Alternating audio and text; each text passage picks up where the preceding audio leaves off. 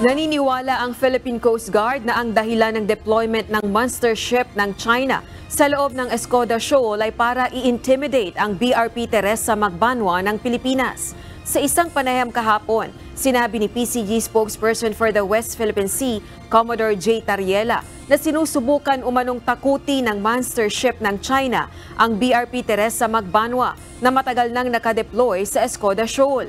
Anya, sa mahigit 2 buwan ay nasustain ng barko ng Pilipinas ang presensya nito sa Escoda Shoal matapos na mapaulat ang umano'y ginagawang reclamation activities ng China sa bahagi ng West Philippine Sea.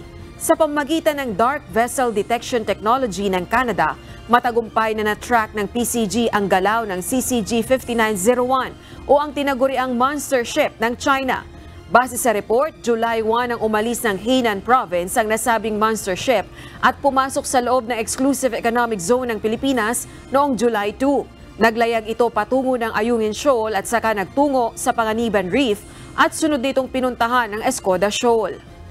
Ini-radio challenge ng PCG ang dambuhalang barko ng China at binigyang diin na nag-ooperate ito sa loob ng EEZ ng Pilipinas.